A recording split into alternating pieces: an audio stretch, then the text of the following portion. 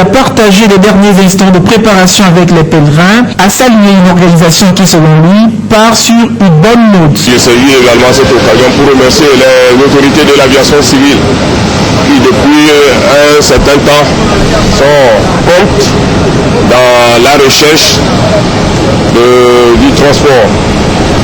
Aujourd'hui, selon le contrat, le premier départ est fixé au premier et ça a été respecté.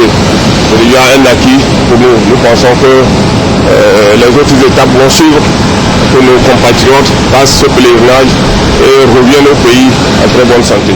Les autres pèlerins prendront le départ les 7, 8 et 9 octobre prochains. La 6e vague du programme de promotion du volontariat national au Togo Pouvounat a prêté serment ce midi pour être déployé dans l'accueil ils sont pour le développement socio-économique du pays. Ces nouveaux volontaires à 3000 le nombre de jeunes mobilisés depuis le lancement du programme Pouvounat au Togo en septembre 2011 à Pauline Abaki. Du serment, ces volontaires nationaux viennent d'accomplir ce 1er octobre 2013 à Lomé. Ils sont 750 volontaires à être mobilisés pour le compte de la 6e vague du programme de promotion du volontariat national au Togo Pouvounat. Ils jouent tous d'accomplir leur mission de développement dans l'équité et le journalisme dans leur différentes structures de pays.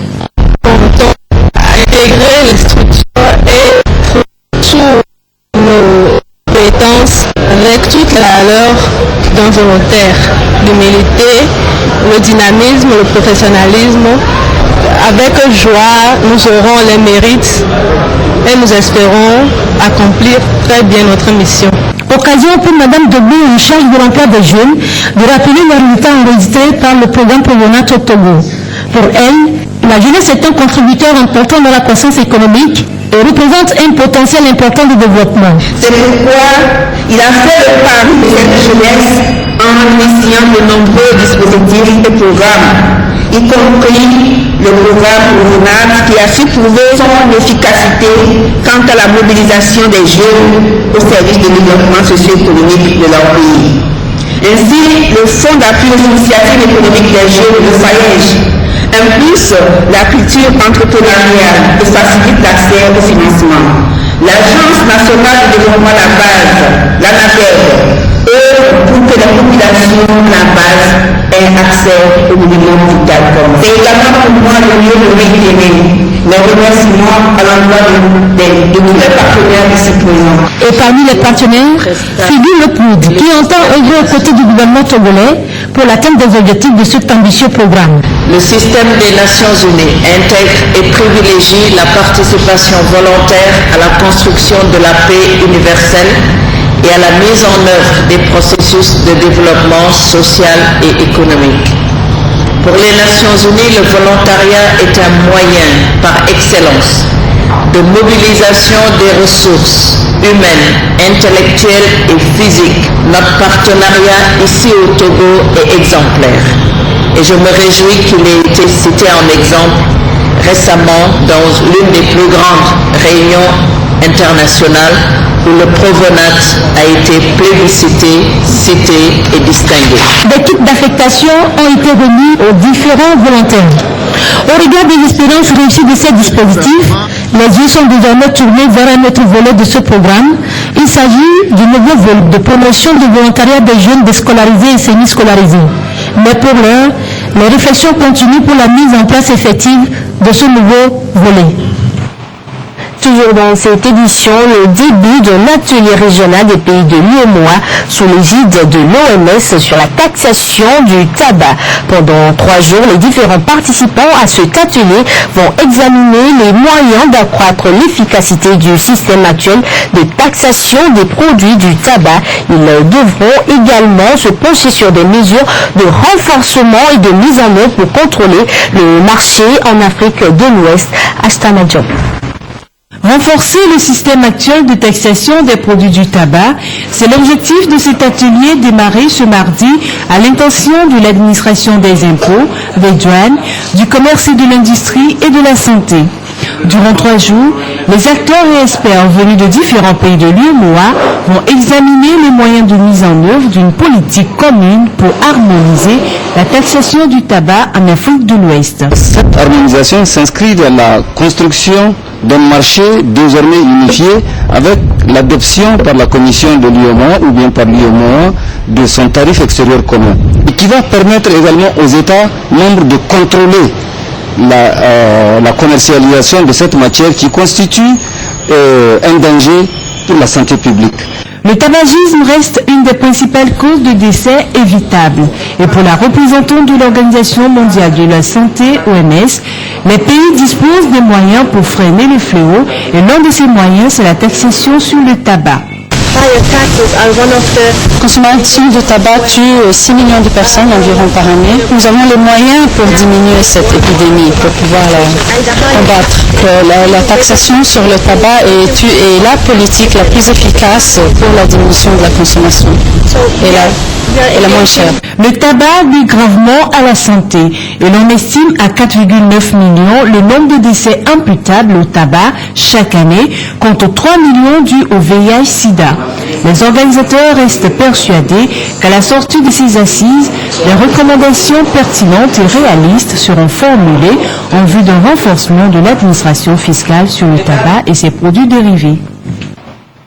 On en vient à la Banque ouest-africaine de développement qui, en collaboration avec la Banque africaine de développement et la Banque mondiale, organise un symposium ces 1er et 2 octobre. Il regroupe une cinquantaine de participants venus de 8 pays africains et des experts des grandes institutions financières du monde. Les travaux vont être axés autour des enjeux de l'évaluation des projets, programmes et solutions pour les banques sous-régionales de développement et leurs partenaires. Samuel Naoui.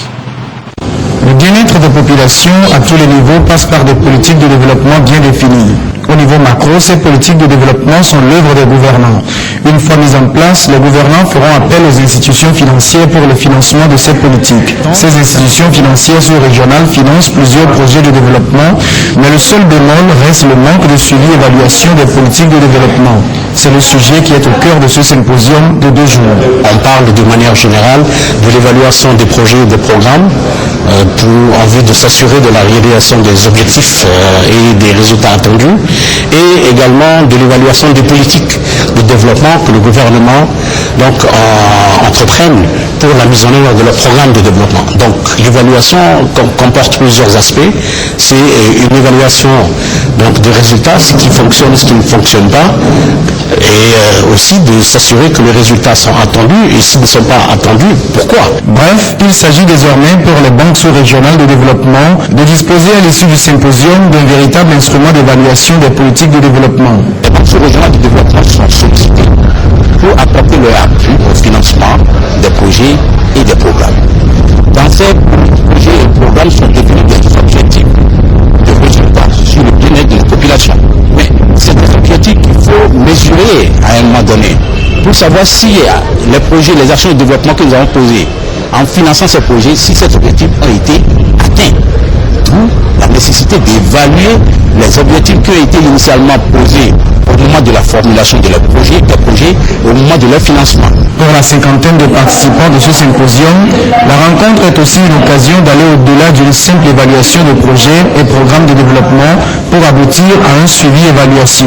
De plus en plus avec le suivi-évaluation, au lieu d'attendre les opérations sensibles avant de les évaluer, le principe est de conduire les opérations vers les résultats, ce qui permet de minimiser davantage les échecs qui sont inhérents parfois à ce genre d'opérations. Le symposium est organisé par la Banque ouest-africaine de développement en collaboration avec la Banque africaine de développement et la Banque mondiale à travers respectivement le département de l'évaluation des opérations et l'Independent Evaluation Group IEG.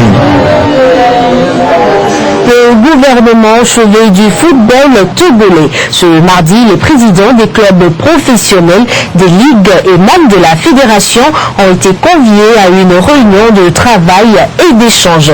Réunion qui porte sur les violences répétées dans les stades. Elle a été initiée par le ministre des Sports et son homologue de la sécurité et de la protection civile pour faire état des violences et dresser des recommandations. Rajoul Mohamedou.